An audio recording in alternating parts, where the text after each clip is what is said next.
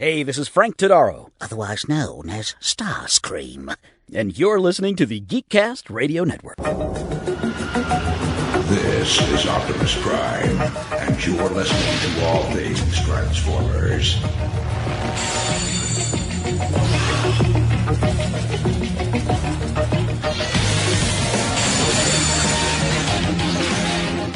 Hello, and welcome to All Things Transformers. I'm your host, Steve Megatron.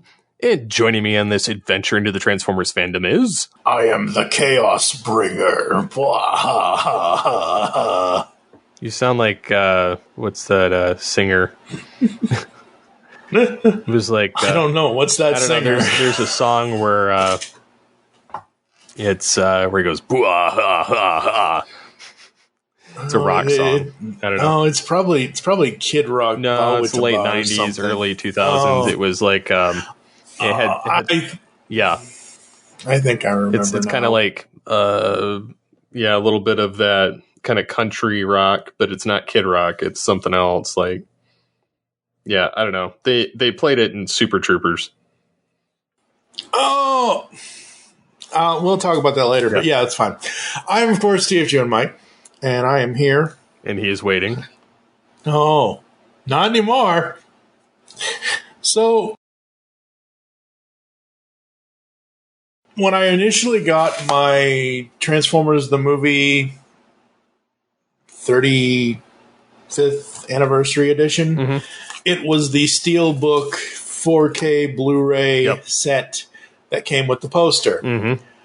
I kept the poster at the time, and I still have the poster, and I sold the Blu-ray, because I didn't have a Blu-ray player at the time, to my buddy Jason Duvall from Toy World Order. I, just out of sheer curiosity, was curious if the poster for the... Because they have two posters. They have one where it's just Rodimus doing his Matrix thing, and then they have one of everybody from the Matt Ferguson DVD cover. So I knew that the poster for the other one was art, but I already had that. So I went on the Shout Factory's website, and I'm like, I now actually have a Blu-ray player. I would like to have this back. Oh, and yay! I get to get the other poster too. So now I have two Transformers the movie posters from Shout Factory. Absolutely amazing. I have the 4K Ultra HD Plus Blu-ray, so I can watch the movie on Blu-ray finally. Nice. And this also ties into the things that I've had since, I want to say 2009, 2010. I don't remember. It might be longer than that. But I have been lugging around with me like 4 different framed, I believe it's either 27 by 30, whatever the standard movie poster, like 24 by 30, I forget what the hell it is. Anyway, they're these giant movie posters. So I say I have 4 of them, and I do. 2 of them are from actual 2007 movie. I don't really care for those posters all that much. The other 2, though, one of them is one of the original TFTM theatrical posters. The other one is a poster from the show. So I essentially have now, even though the Shout Factory posters are 18 by 24 and the other ones are larger, I essentially can now make my entire apartment Transformers movie posters, or Transformers posters in general. So nice. That happened. And then GameStop decided to release that, hence why my intro. I spent $40 on a 10.5-inch Funko Pop of Unicron, and the only reason why I'm even saying this is because I think I've mentioned this before on the show. The way the license that Funko has from Hasbro to do retro toys is they can do any Funko Pop of the toy design of the character. So the only animation designs, I think, are the Optimus and Megatron with the Energy Axe and Energy Mace. But really, they still look like that's the only difference. Instead of having their guns, they have their weapons from that episode, from that part of More Than Meets the Eye. But the rest of it still looks like the 84 Optimus and Megatron. So Unicron here is based off of the HasLab Unicron. Why spend $600 for something that you have to figure out where you're going to put it when I can spend $40 on something and only need to have it be 10.5 inches tall?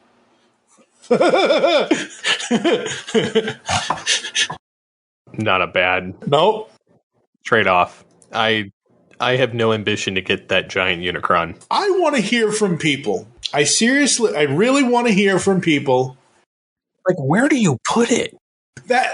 Yes, anyone that backed the HasLab Unicron, the actual, like, where do you display it in robot mode? Do you display it in planet mode? Do you only have it in one mode, or are you constantly transforming it and putting it around your house? Seriously, email us, feedback@geekcastradio.com, and let us know, because we need to know where you put that $600 piece of plastic. Or more. Oh, God, the aftermarket prices on that thing? It's like $1,500. I've seen some people say 2,000, but yeah, essentially, yeah. And I haven't even opened the box yet, but this is the biggest Funko box that they have ever done, I believe. And the funny thing is that the 10.5-inch Unicron is a ½ inch more than I don't buy a lot of the bigger Funko Pops. I don't buy the jumbos. I really don't. I have 2.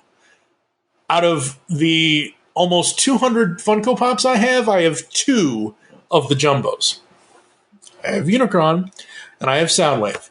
Soundwave is a 10-inch Funko Pop because his tape deck opens, you can put the cassettes in there, yada yada. Unicron is a ½ inch bigger. Why? Why did he have to be 10.5 inches? I don't know. I don't care. I like having the stuff. It's fine. Whatever. But, oh my God. What have you gotten recently? What haven't I gotten? Good thing your wife doesn't listen to this show. Mm-hmm. So, Transmetal Megatron Masterpiece. Yes. He is still smaller than the Dragon Masterpiece that I once had.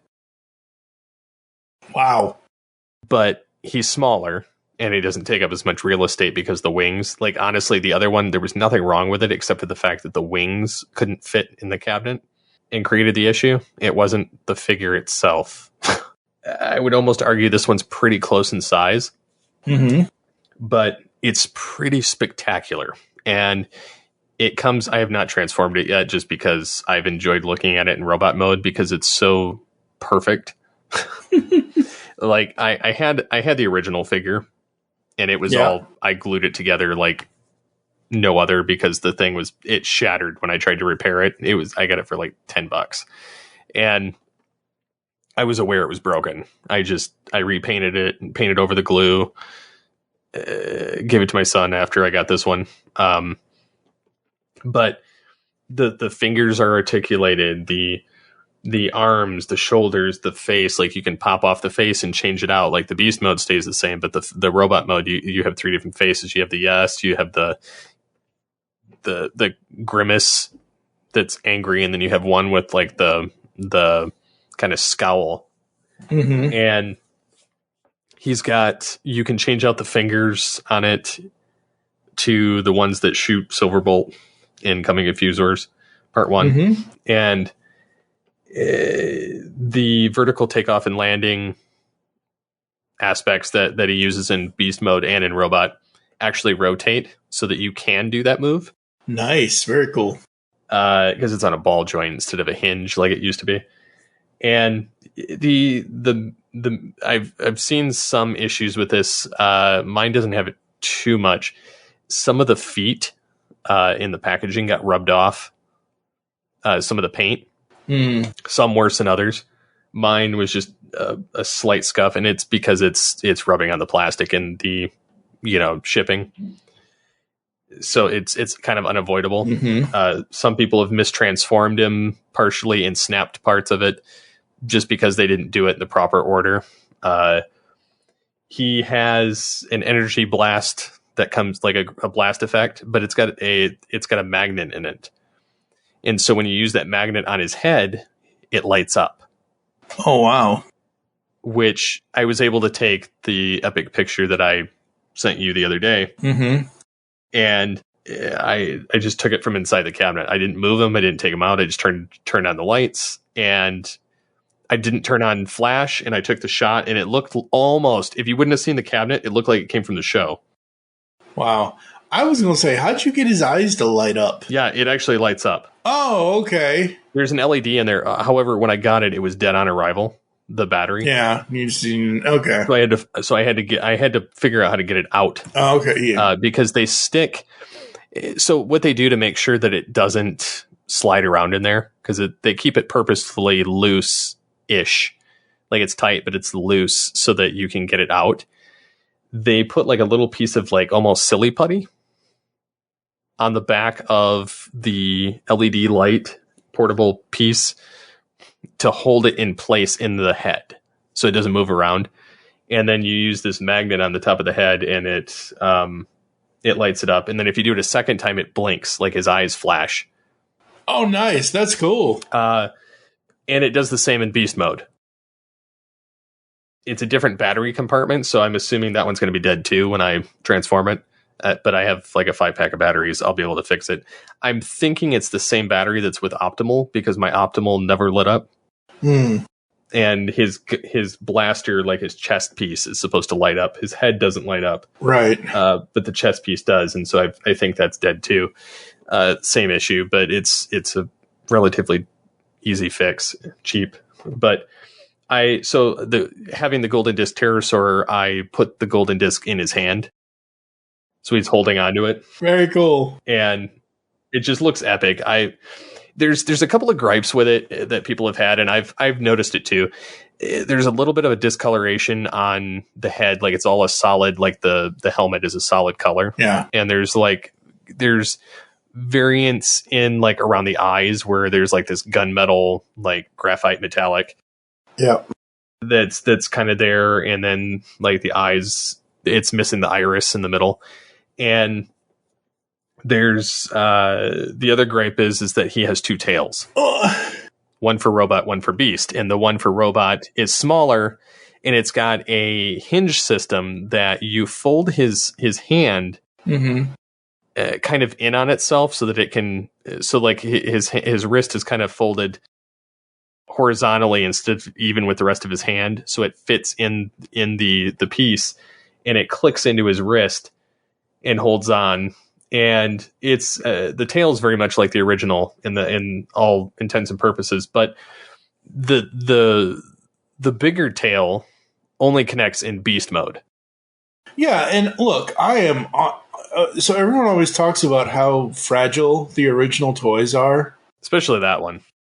I mean, it's been, what, 22 years or 21 years now, whatever it is. Like, seriously, I don't see why that would be a gripe. They're giving you a tail for robot mode, hence why it's smaller, to act as the gun that he used to use, and then they're giving you the bigger tail for when you do want to put him in beast mode, so the bigger tail doesn't end up getting screwed up. Well, and some people are arguing it's like parts forming. The funny thing about it is if it's still parts forming, because you have to attach it to that little clip that sits on his waist. Yeah. And whereas like even in the program, in the show, it does the same thing. Like it's still parts forming no matter what way you go about it, because unless he holds onto it with his wrist, there's no way around it. Some people have created a 3D print replacement grip piece for the bigger piece. Yeah. So that you can just use that one 100% of the time. Yeah. And not need the other tail. But what I like about the bigger tail is I can store the additional faces in it. There's literally a slot in there, even when it's like transformed. There's a spot where the additional faces plug in inside the tail, the base of it, and because it goes in deep enough. And then there's a spot for the extra fingers for his dinosaur beast mode hands. That's cool. Where you swap them out so that they're, the straight, so that he can blast effect shoot out of them. And the other version is like the ones that twitch, because those are on a ball joint too. So I mean, you can lock him in the other tail. So that's what I've got him doing currently, just because he's in robot and I have no intention on modifying it at all yet. Yeah. And then so that's kind of my grail, I would say, of my Beast Wars figures of any Transformer or toy figure, because that was obviously my favorite.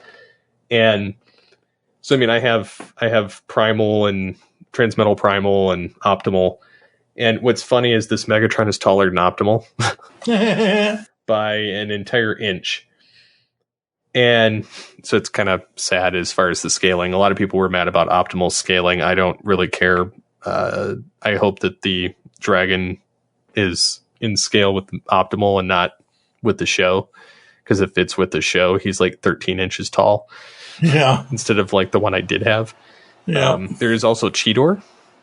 I have Masterpiece knockoff. Cool. And it's very nice. The spots are a little grainy because you can tell they're kind of computer generated imprints.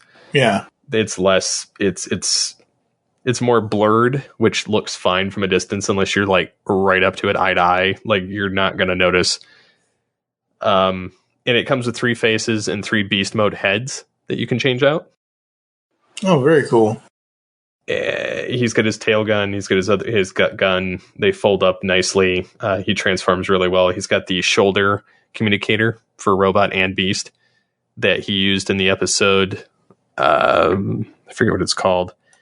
It's the one with the Energon Storm. Oh, yeah. It's the one where he transported.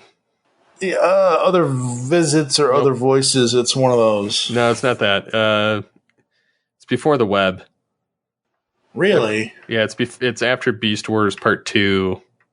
It might even be after the web, but it's and it wouldn't have to be after the web because the web was season 1, episode 3. Yeah, this is like episode 4. It's before the probe. Oh, okay, yeah. Where he transports over the Energon beacons. Yes. The relay station. So anyways, he's got that. It was super easy to get into robot mode.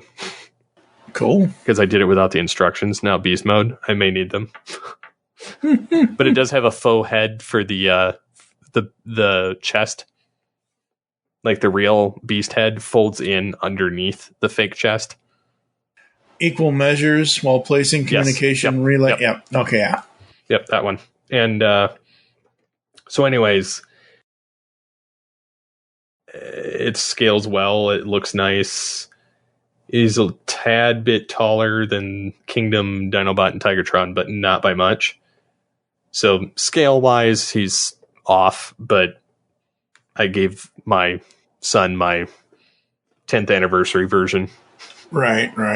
Because he's like, I like the cats and Beast Wars, and I was like, all right, he's yours. There you go. So yeah, that's what I've got, but mostly just waiting on some of the Wave 2, 3, and 4 of Legacy. Yes, and we will be talking about that right after this. Discover a world of vintage and modern toys that's more than meets the eye with the Triple Takeover Toycast. Hosted by toy writers and photographers Toybox Soapbox, 6.0 and TF Square 1, this informal and chilled out series of discussions cover everything from vintage Transformers to Mask, Diaclone, Microman and more, be it nostalgic or current. Whether you're a seasoned collector or a casual robot enthusiast, all are welcome. Triple Takeover Toycast. And now, the news. Do not touch that dial. Well, you heard the bot, folks. It's time to talk about the news. And first up, we've got in-hand images of Legacy Leader Class Transmetal 2 Megatron. Yep. I still you go hate first, and then I'll. I still hate the face. I still hate the face. Well, you know what I figured this out pretty quickly. Looking at it, because obviously I'm a Beast Wars Megatron aficionado. Yes. So, looking at the face, it's Gigatron. Yep. From Robots in Disguise 2001 or Car Robots. Yep. It's the same face. Like literally underneath that helmet, the sides of the helmet and the face are from that Megatron.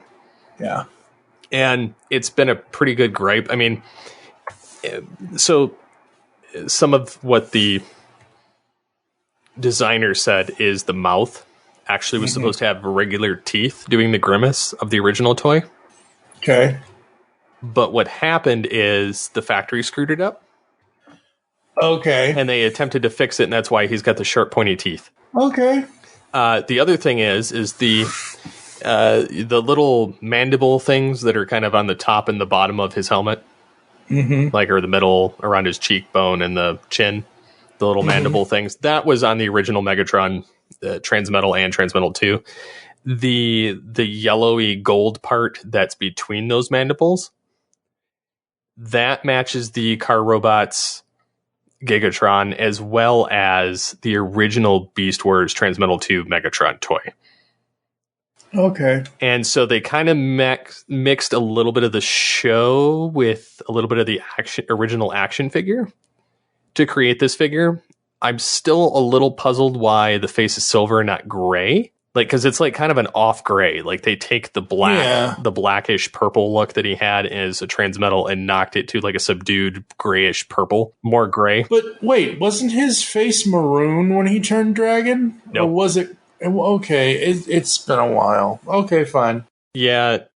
I'll have to go back and watch that episode again, but that's fine. That's neither here nor there. If I was into, like, still getting the full figures and transforming and whatever, the only reason why I would get this figure is the second to last image, which is image 8, according to this article on here on TFW2005.com. It is the image where he is standing over Primal with the fire effect coming out of his... I love that.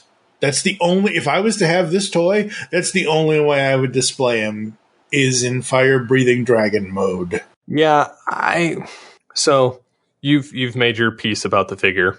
Mm-hmm. So for me, you know, kind of looking at the original toy, looking at the show, if you're wanting a spectacular show quality Transmetal 2 Megatron, the winged dragon third party figure is probably the best you'll ever get.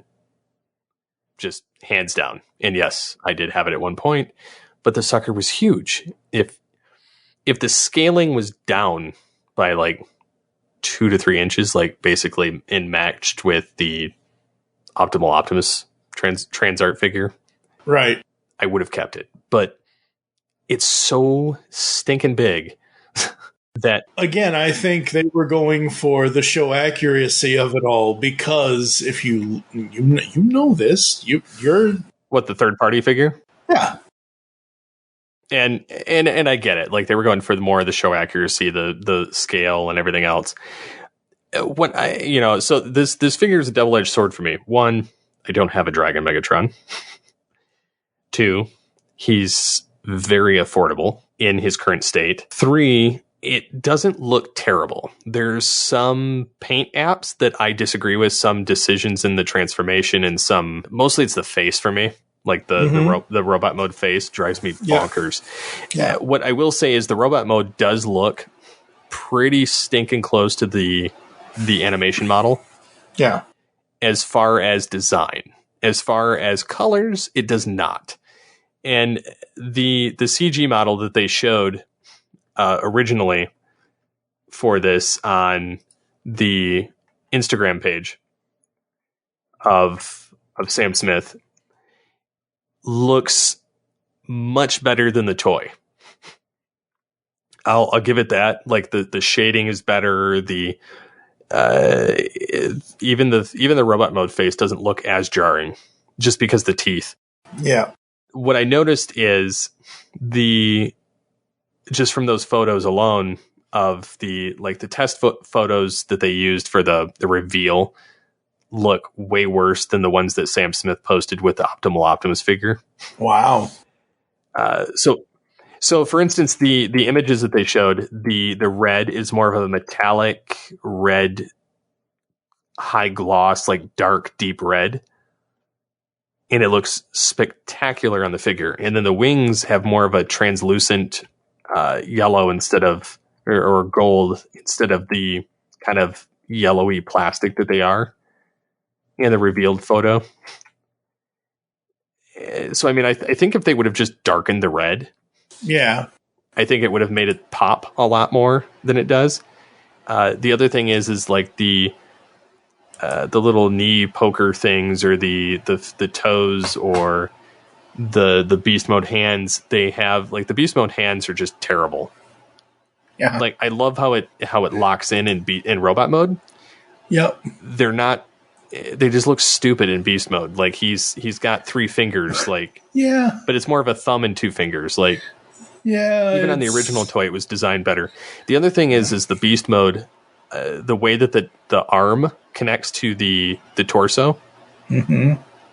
There's a couple of little gripes with that. Now, was the original figure perfect? No, but I did feel the original transformation was a lot cleaner and elegant when it transformed. Whereas this arm, like, a lot of what people are complaining about is it's very narrow. It's very, there's no bulk to it. So it looks kind of like scraggly instead of, kind of mean and menacing in beast mode. The other thing is where the shoulder is on that arm, where it connects, it should be touching the torso, and it's not. Like, the first nub of the neck kind of transformation on it is showing. Yep. And the shoulder is up like a notch instead of down, touching it, like flush with it. And I've seen a lot of gripes about that. I've seen a lot of gripes that when it's transformed in beast mode, there's this opening around the beast mode arms that, like, you can clearly see, like, a big opening. It's like a box. Like, there's no, like, they didn't print an extra piece of plastic to cover that hole. Right. And so I've seen a lot of gripes about that too. So my general consensus is that there's going to be a third-party company, which that's kind of typical with anything Hasbro comes out with now. True. Is Hasbro seems to be fine as long as they're doing third-party stuff that's adding on to their toy. They don't care if they, because they're not knocking it off. They're just making it better. Right. But they're counting on these companies to do it for them because they're like, it's good enough. And so part of, I love the articulation. I love the capabilities of this. I love the height of it, because it does scale well with their Power the Primes Optimal. It's still like 2 heads shorter than their Optimal that they came out with years ago. But it does scale pretty decently well with it, that it's realistic to the animation where he's battling him in the Nemesis. I love the blast effect. I love the better pictures that Sam Smith was able to post with the Optimal next to his swimming pool, where he's got Megatron fighting in the backyard. And, yeah, that's hilarious. All the explosions. I still think that he's a little gangly in beast mode, but it's not terrible. It could have been a lot worse. The robot mode is still really good, other than the head for me.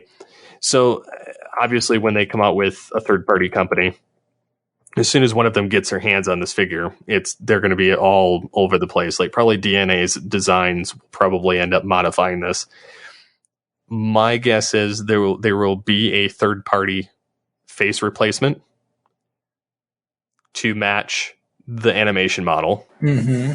That'll be key number 1 that I'm going to assume. Key number 2, there might be wing replacements to look more in line with the show. Yeah. Is what I'm guessing. And then kind of key number 3 is I'm thinking there might be some things to bulk up, like maybe even like a dragon head replacement or something, or arm replacement, or something to bulk up or fill in the gaps on the chest in beast mode.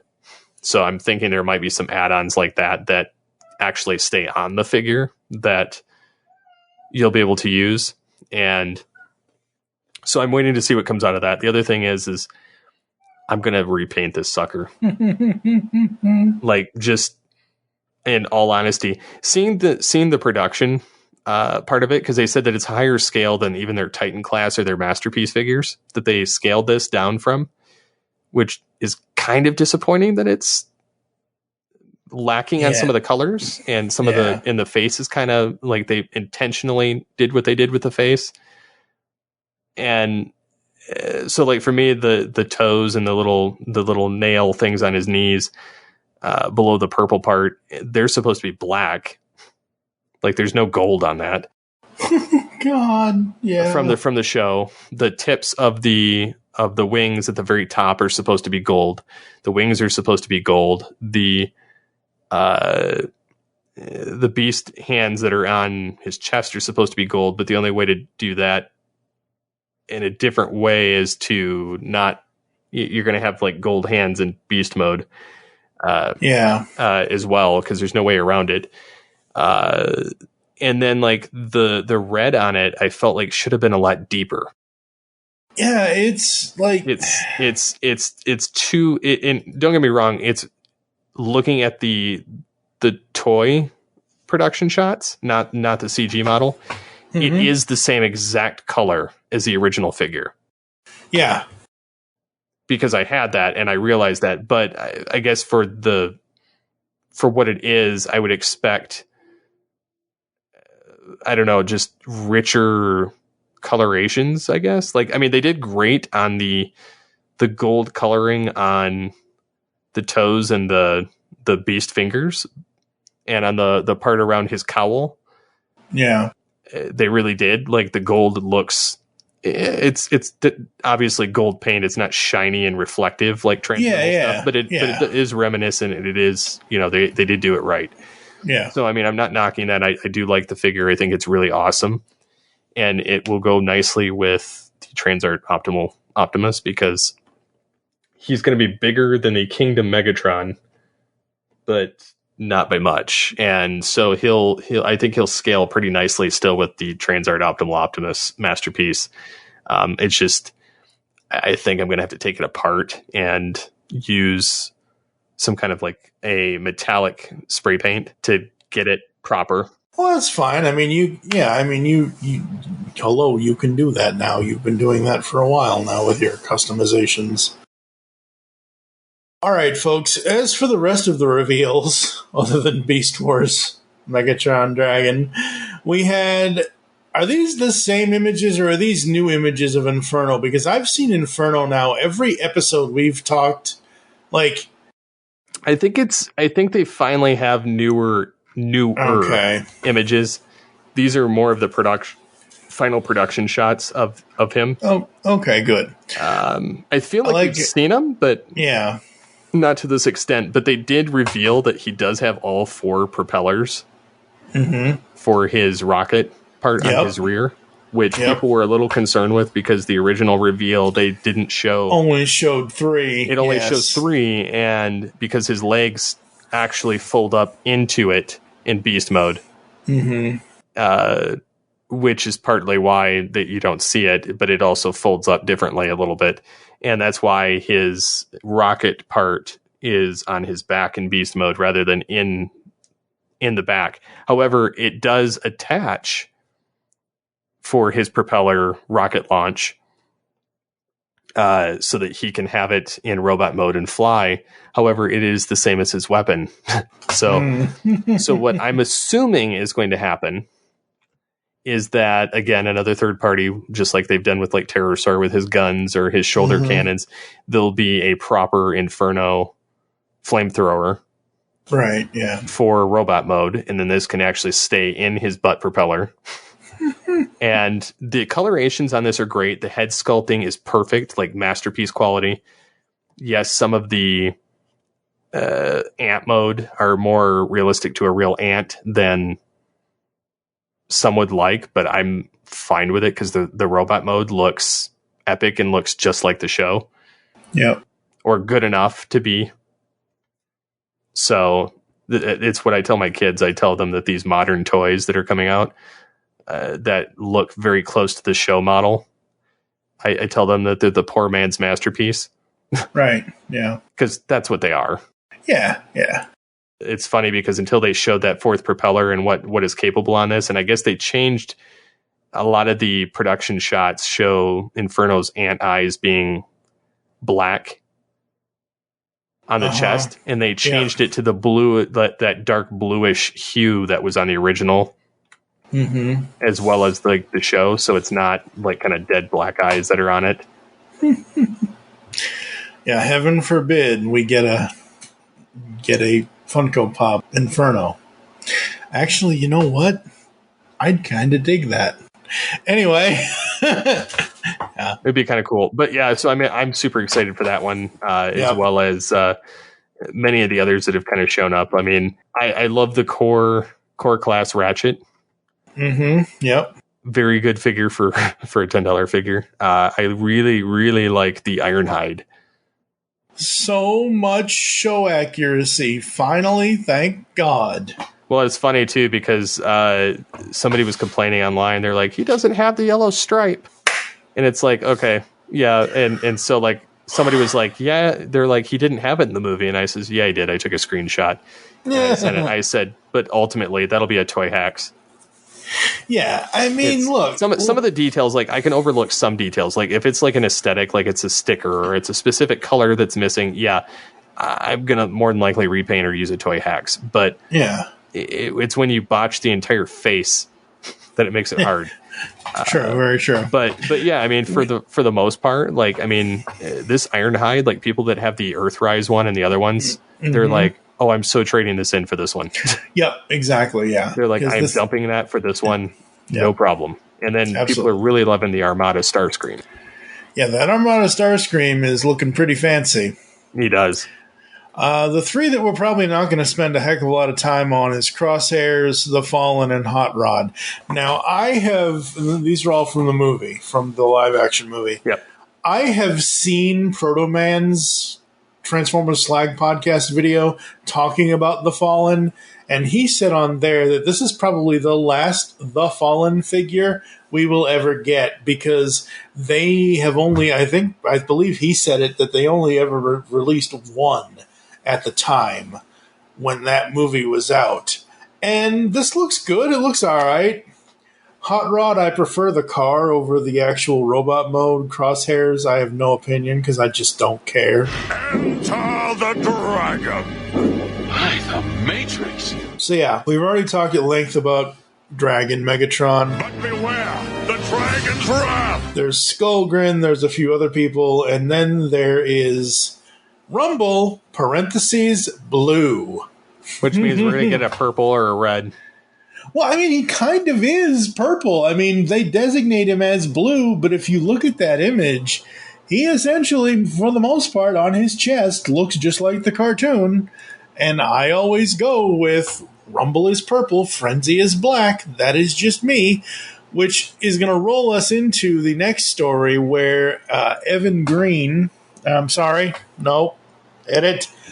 Where Evan Brooks, I don't know where the hell I got green from, but Evan Brooks has taken to his Instagram. This was after the stream, I believe. Yeah, this was the 17th. He says, "Hi, everyone. Thanks for joining us as we revealed a bunch of the upcoming Transformers stuff. I saw some questions popping in various places, and I'm going to do what I can to answer. I'm going to start with SS Core Rumble Blue, the infinite Transformer debate on what color this character is supposed to be. Ha ha ha. Since this is Studio Series, we followed the colors he had in the 86 movie. So he was purple. This will be quicker post and blah, blah, blah." So, yeah, and it shows some pictures that he had posted on his Instagram of what Rumble Blue is going to look like next to Frenzy Black, and they look damn good together. Really? So they look damn good together, don't they? Mm-hmm. Yeah, so that is Rumble Blue. Next up for me is from 3-0, MDLX Megatron. No one does that to me and continues to function. Full upcoming images of MDLX Megatron figure. Optimus will come in at 7 inches tall and have 45 points of articulation and feature diecast combined with Okay, so trying to see here if there's something specific about Megatron. Supreme Leader of the Decepticons, new series of figures. Yeah, so I'm looking at this, and while I like this, I think his face is too cheery. Well, the head sculpt is kind of weird. Yeah. I do like the rest of it, though. Yeah. Because it's just kind of more of a rounded, more, I don't know, it kind of gives it that movie style look of what he might have looked like. Yeah. I really do like the design and the concept. Yeah. I just don't like the head. Yeah. I think the best image we have on the head is that first image where it's got the Transformers MDLX Megatron text and it's got him with his hand out, his hand doing. Like, I think that's the best look on the face. Mm-hmm. I love the poses. I do love these figures. I think they are really, really cool. So, yay, 3-0. I wonder how much that is. I will let you know at the end of the show, probably. Next up, we're going to move away from the toys. We're going to get into the comics, because right before the Hasbro stream on the 16th, on the 14th, Hasbro spoke out about the future of Transformers and G.I. Joe comic book license. Breaking the silence, Hasbro VP of Global Publishing Michael Kelly spoke to Nerd Reactor, whoever they are, don't know, I'm not clicking on that link, not yet anyway, on the new license for G.I. Joe and Transformers comic books. This is what he confirmed, is that IDW will indeed lose the rights by the end of the year this year in 2022. However, he declined to divulge the name of the new license holder. Actually, we're in a bit of transition at the moment, is what he is saying here, as you might have heard. So we've been with IDW on the comic book front with Transformers and G.I. Joe that's going to be ending at the end of this year. We're not ready yet to announce who our partner is, but we've already begun some creative discussions. Both brands will step into a new direction after the transition. Regarding creative decision-making from Hasbro's side, he says, in some regards, we will do adaptations of TV or movies, obviously, but a lot of what we're doing is actually original storytelling, he explained. As far as toys are concerned, we at times will try to incorporate some of the artistic designs of toys, but it is important to us that the integrity of the storytelling always be what's driving the narrative. So we will never just going to say, oh, well, you know, Hasbro is releasing a new toy, so we'll put it in this comic, like an advertisement. We don't do that, he said. Sure you don't.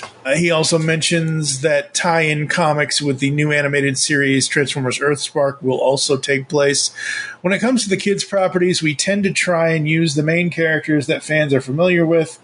If there's anything that we would do, we would focus more on the heroism or the adventure of it, less on the violence side. So we really want to craft that message so that kids are reading the stories that they're ready for, and that their parents are going to be happy that they are reading as well. What it is about is just making sure that it is accessible. So certainly, you know, Bumblebee would be a character that we would focus on for a younger audience because he's everybody's best friend, and it tends to resonate well with kids. If we do bring in Decepticons like Starscream and Megatron, we might play them a little bit more sort of over the top. Not humorous necessarily, but scary. I'm not a parent, so I can't speak to this, but as someone who grew up reading all kinds of stuff, I like what he says about... I do too. Yeah. I read Nightfall. Okay. As a kid, that was probably a poor choice. Terrifying. Yes, very terrifying. So yeah, I could have used more over the top, like the Batman the Animated Series comics. Yep. Where it was just, you know, they're bad, and they're scary, but not in a terrible way. Yes. So yeah, I mean, I can relate to that. I like that concept. Yeah, absolutely. Yeah. So. And then go ahead. What were you going to say? I was going to say I have my wonder of who is getting the license. I do too. I have some theories. I don't want to theorize because I don't necessarily want to be surprised about it because obviously we're going to find out whenever they make the announcement, but I'm wondering if Marvel's getting it back. I don't know. I honestly hope that it's not Marvel. Me too. I think the only reason why it would not be Marvel is because Marvel isn't Marvel. Okay, they're Marvel, but they're Disney Marvel now. Like, that's the thing. Like, does Hasbro want to get in bed with Disney when they're getting in bed with Nickelodeon on the... See? Yeah, that's true, too. I wonder if they would be kind of interesting if they went to DC. But that's what I've been saying. I have been... Only because of sheer irony. Like, I wouldn't mind if it went to Boom Studios. Boom Studios does a lot of great stuff. The other thing is it could go to Marvel just because Marvel does the Star Wars comics, but Hasbro makes the Star Wars toys. True, but again, this is like media. It's media, but you've already announced a new animated series on a rival network to what you got to remember. Marvel, even though they are still, sort of they're not by themselves, but they are a underling of Disney now. I don't think it'll go to DC though, the way that Discovery is shuttering everything that Warner Bros. Has. So I don't think that they'll get in bed in that scenario. And look, it could very well be Boom because there are plenty of others. Well, Boom does Power Rangers. Yep. Nickelodeon owns Power Rangers. Yep. I think it's going to be Boom. I think so too. Like I've said, I am only saying the DC thing out of sheer irony and stupidity because Marvel had it years ago. Mm-hmm. I do not expect that to go to DC Comics at all. Well, at the same time, Star Trek jumped around too. Star Trek started out Marvel. Yep. Or not Marvel, DC. Yep. Went to Paramount, went to Marvel. Yep. Went to another publisher. It's currently at IDW. And then they went to IDW. Yeah. Yeah. So it's going to be very interesting to see what happens and to see who they finally announce their partner to be. So, I saw Don Figueroa on Twitter posting some rejected or some canceled Beast Wars comic clips. Oh, wow. From Dreamwave. Oh, interesting. That never made it to the light of day because the company went bankrupt. Yep. And he was one of their big artists too. And so he had some other issues. Like they were at the cusp of Prime getting ripped a new one, and he was going to have Rodimus take over, in the comic or something. And Prime was going to be in a rejuvenation tank being restored. And interesting. Yeah, so I mean, it was kind of interesting the direction they were going. I wish that Dreamwave would have got more time because I did like the storytelling and I did like the visuals that were presented. Yeah. But I was really looking forward to the Beast Wars stuff that they did. But I'm hoping the next whoever gets it does another run in with Beast Wars. Yeah, absolutely.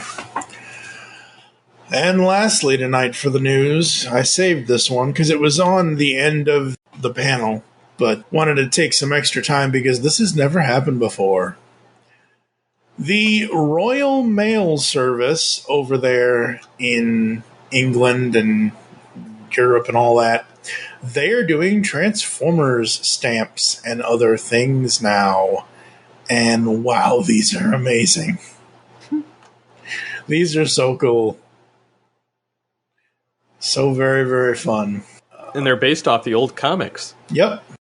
Because I had them. Yep, they're based off the old comics, and yeah, and it's so very cool that they're doing this. You can get all kinds of various things with these characters, and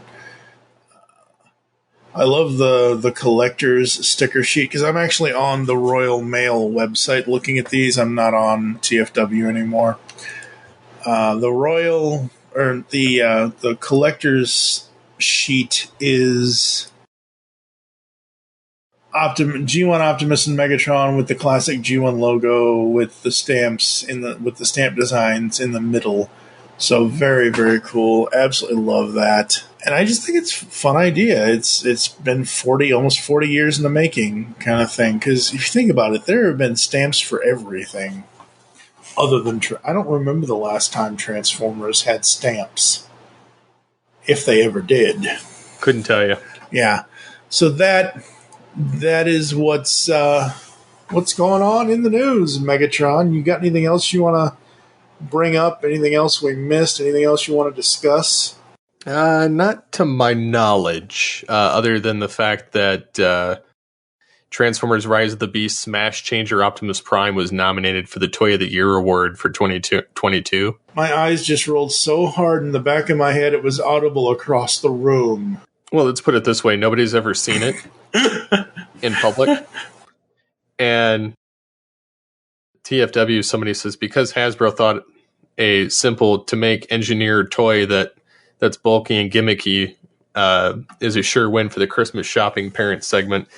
These people don't understand Transformers, but they buy Transformers when looking at those Walmart, Target, Toys R Us catalogs that have them, and featured the cover with Toy of the Year word running atop of it.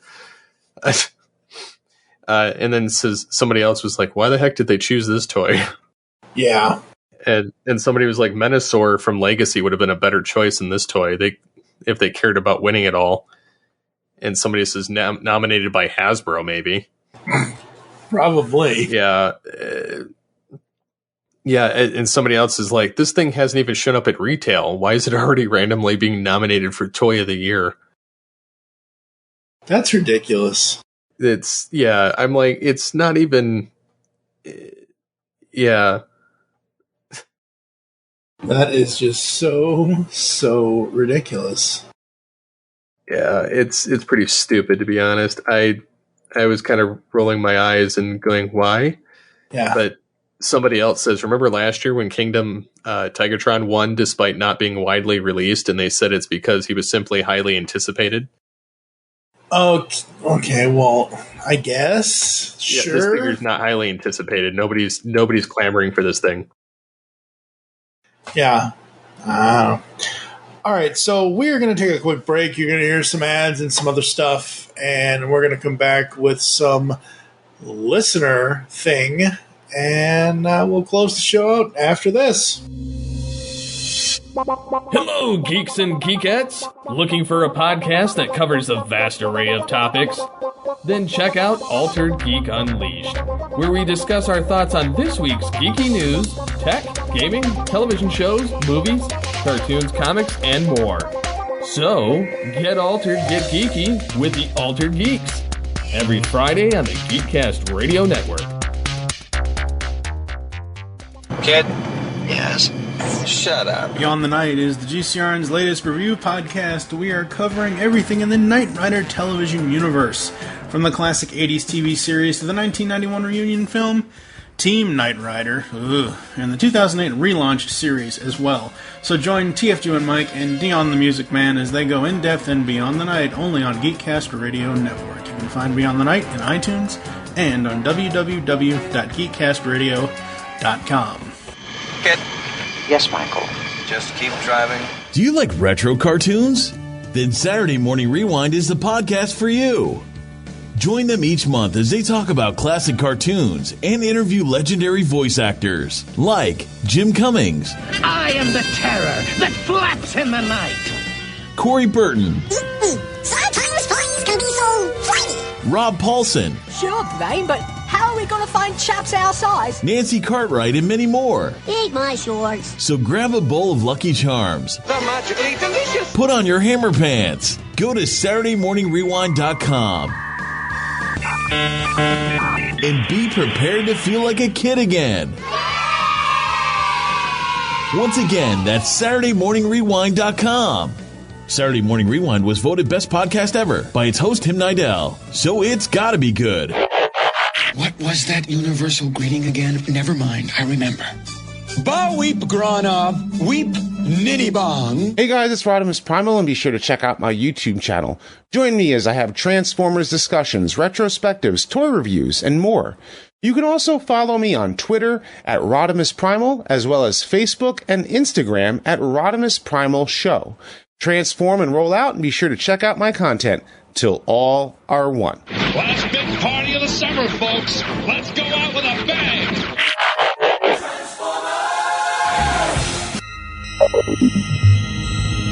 You are receiving a transmission from the Rod Pod. Upload pending. Stand by for soundtrack transfer. I am Maggie. And I am John. And we are trapped, hurtling through space in a ship shaped like Rodimus's head. The ship, for reasons we haven't been able to determine, contains the entire run of the IDW Transformers Phase 2 comic, which chronicle the events following the end of the war between the Autobots and Decepticons. So we figure we may as well read them all in order and report our findings to you. Stand by. Stand by. Upload complete. Now.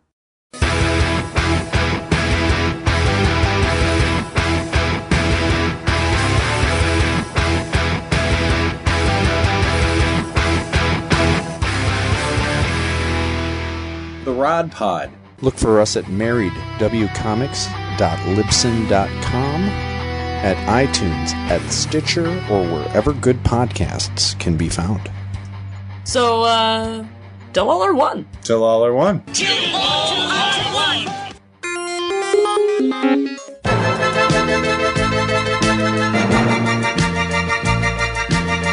Hello, all sentient beings. Want the latest on everything going on in the Transformers multiverse? Check out the Transmissions Podcast Network. We've got weekly podcasts covering everything from Alpha Trion to Omega Supreme, from old school G1 all the way up to Cyberverse and beyond. And you don't want to miss Empire of Rust, the world's first and only Transformers live play role-playing game podcast. If you love Transformers, there's something for everyone at transmissionspodcast.com. Alright folks, we are back here on All Things Transformers, and somebody reached out to me on my Facebook page, on the TFQ and Mike Facebook page. Brian Carlson is his name, and when he sent me this message the other day, he said, "Are you going to BotCon?" My first reply was, BotCon died in 2016. He says, "I'll take that as a no, LOL."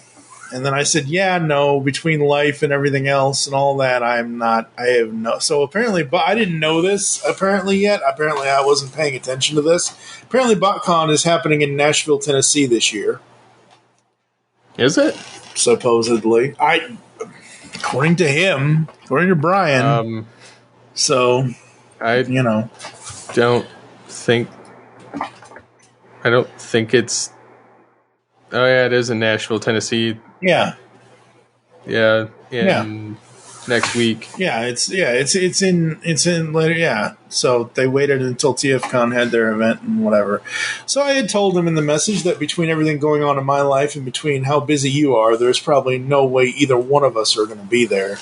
Finances or not, but just time. I mean, I wouldn't be just because it's clear across the country, and I don't even go visit my own family because of plane tickets. So yes, yeah, and he goes on and says he's a huge fan of all things Transformers, and that he lives in Nashville, and then it's obviously, he would have loved to have been able to meet up with us, and I said perhaps another time. Yeah, don't get me wrong, I would have loved to have gone, especially because I've met Welker. Mm-hmm. In person. I would have loved to, meet him again. I would have loved to meet Greg Berger, and I've met Bob Budiansky once. Yep. At TFCon, and yeah, I would have loved to have met David Kaye in person. Yes. In person. Yes. But yeah, I mean, and plus I like mingling with Transformers fans. I find Transformers conventions to be like the least weird conventions to go hang out and talk to people. Yeah, I mean, I find regular conventions very awkward and kind of like, I don't know, I just get weirded out by people. Yeah. In general, whereas I feel like the 2 Transformers conventions I've gone to have been to one BotCon and one TFCon. Mm-hmm. I felt like those were like some of the most down to earth, like easy conventions to go to. Yeah, it just depends, man. It really does. It depends on how the convention is. It depends on which convention it is. You know, any convention, all conventions. So, Brian, thank you for reaching out. Thank you for sending me the message. Yes, thank you. I did ask him if he had any questions or any topic ideas that he would like us to talk about. He did not respond to that part. But, again, Brian, if you do have any ideas for us here on the show, anything you want us to talk about, anything you'd like to ask us, let us know. Feedback@geekcastradio.com. And I think you can close the show out, Megatron. So yeah, hopefully we'll have some reviews and some other content covered in the near future. Obviously, this show gets a lot more releases than some of the other ones, just because there's so much for us to actually talk about and enjoy. And I know that I criticized the Transmetal Megatron, some hardcore, like the Transmetal 2 Megatron terribly, but I'm overly critical for, your favorite character. Yeah. So I have my gripes with like some of the Kingdom figures too, but overall I've enjoyed what they've done with this modern era, because the stuff that we had as kids is not, if you're going for show accuracy, that stuff is not going to work. Yeah. It's like Optimus Primal always says.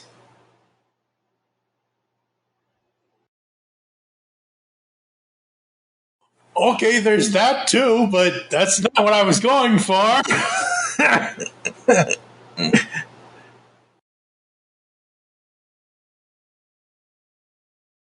But I've enjoyed this modern era of Transformers figures, and my kids have as well. Hey, like I said, even though I'm not really collecting the actual action like Funko Pops, even though they only kind of tend to move their head, and that's about it. They're still toys. I love the new Jada Toys Nano Metal figs. Still haven't decided whether I'm opening that or not yet, because the only fear behind opening it is not where am I going to display these, it's how am I going to get these back in the box after the fact. So I still haven't opened my Series 1 Jada Toys. I'm waiting for Series 2 to show up on Walmart's website. So there's that. Megatron, take us out of the show, please. I've had a change for the better. Yes. Yes.